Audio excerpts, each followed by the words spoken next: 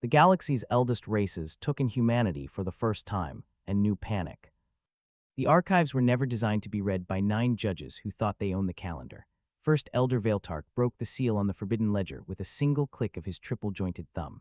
A low vibration rattled the glass desks in the Hall of Eternity, causing 3 small metal instruments to rise and float 3 inches off the floor. The central glass display lit up, casting a sharp silver light across the council benches. The eldest races of the galaxy took in humanity for the first time on that screen, and the oldest among them felt a sudden, cold panic. The blue map did not show a young species testing basic ships. It showed a lock being ripped off a door that had been shut for 9 million years. Vailtark tracked the glowing data with his finger. The young world had just activated a transdimensional drive line. The frequency was thin, but it matched a signature that the oldest archives called the spiral mark. No warnings had been issued. No alerts had been sent. No messages had been broadcast. The Council had spent millions of years searching for the graves of the creators who once shaped reality like clay, believing they were gone forever. Now, the genetic charts on the glass proved the builders had never died. They had simply changed. Vailtark reached for the main override switch to seal the chamber before the other judges could see the full record, but his hand froze as the automated sirens began to wail. Would you have deleted your own name to survive the dark? Because the vault just finished its countdown. Stay close. 3 kilometers beneath the solid granite of the Andean abyssal fault, the air smelled of recycled oxygen and the sharp mineral bite of ion-filtered light. Dr. Elias Ward adjusted his tarnished bronze wristcom, listening to the steady click of the internal gears against his skin. The mechanical ticking was the only sound left in the main research hub. For 20 years, the signals from the deep fault line had been logged as basic thermal venting. The baseline rules of the station were absolute. Stone did not speak, numbers did not lie, and buried machinery did not wake up because a team ran a routine surface test. Elias tapped the glass dial of his watch as his right thumb began to lock. The joint went stiff, a physical reaction that always hit him when the subsurface radiation spiked. Across the room, researcher Vance pulled off his spectacles and began polishing them with a cloth soaked in industrial alcohol. Lieutenant Vance stepped toward the secondary backup generator, his boots clicking against the metal grate as he checked the fuel columns. Analyst Cross stayed glued to the main tracking slate, counting the rising frequencies aloud. The numbers on the telemetry wall were not rolling anymore, they were jumping. The primary data grid surged by 300% in 3 seconds. Elias reached for the primary cooling valve to dump the pressure, but the handle refused to turn. Every monitor in the Andean station went pitch black at the same time. The hum of the ventilation fans died, plunging the facility into an absolute silence that felt heavier than the mountain above them. A second later, a single silver spiral mark bloomed across the dead glass screens. The image did not just sit on the monitors. The shape entered directly into their minds, mapping itself onto their thoughts like an old habit returning after a long sleep. It brought a single untranslated greeting that every person in the dark understood without words: welcome home. Researcher Vance dropped his alcohol cloth into the dark. The fabric hit a dead fan blade with a soft slap, breaking the paralysis in the room. Elias did not look at him. He stared at his wristcom.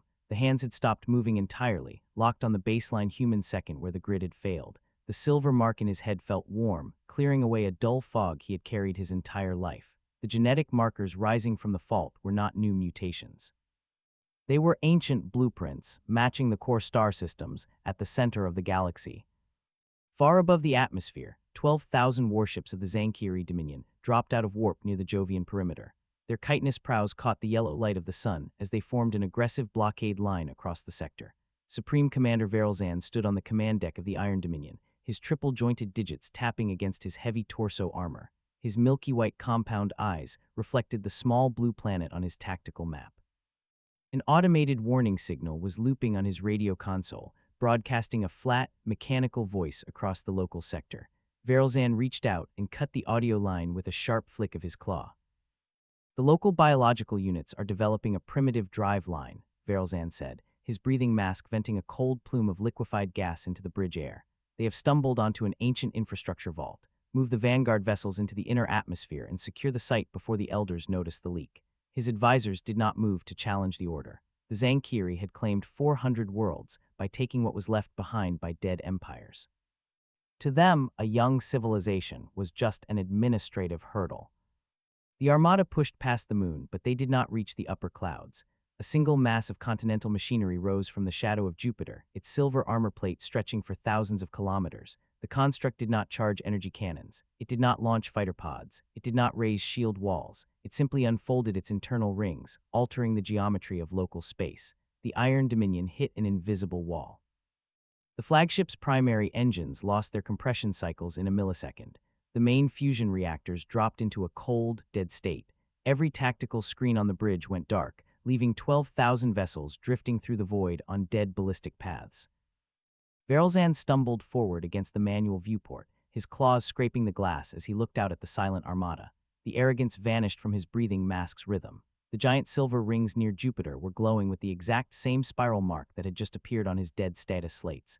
The automated voice returned to his emergency receiver, clearing the static without a power source. "You are approaching protected territory." Verelzan looked at the frozen warships of his fleet.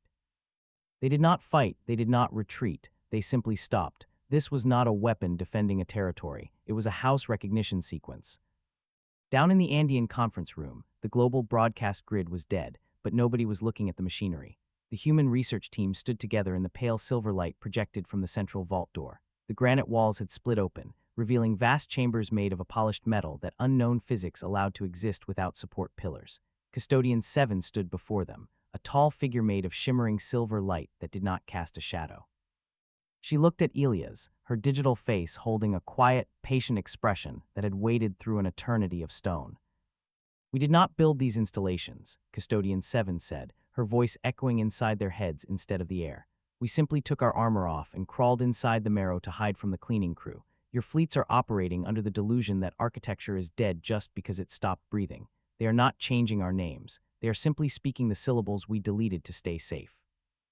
Elias pressed his hand against his bronze watch. The metal was hot now, vibrating against his skin as the silver light from the vault grew brighter. The memories were hitting him in clean layers now. He saw cities built on structures of pure energy, and he saw the black fracture that had opened at the rim of reality 9 million years ago. The builders had not been destroyed by an enemy.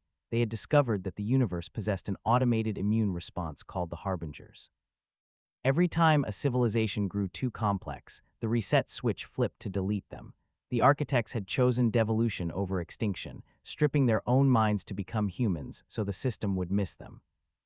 A sudden red flash cut through the silver light of the vault. Custodian 7 froze, her elegant form blurring into raw data lines for 3 seconds. Far beyond the edge of the galaxy, the Harbinger swarm had altered its configuration. The scattered darkness of the outer void was compressing into a single, targeted vector. By naming the core aloud, humanity had violated the camouflage protocol.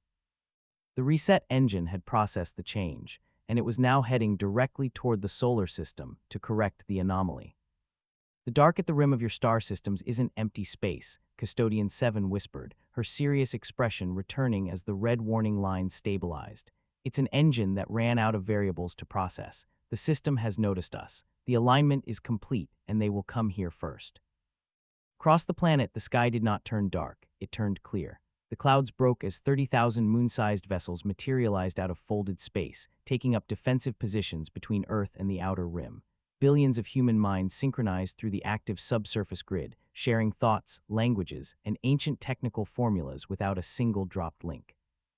In Buenos Aires, a child stopped playing in the dirt, picked up a small stone, and drew the exact structural map of an energy cannon before smiling at the sky. Humanity was no longer separate. The old skin was off.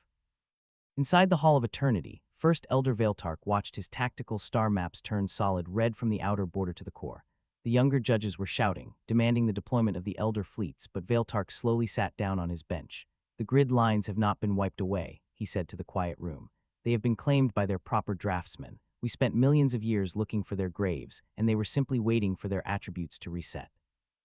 At the boundary of local space, the first wave of the Harbinger swarm hit the outer system shield.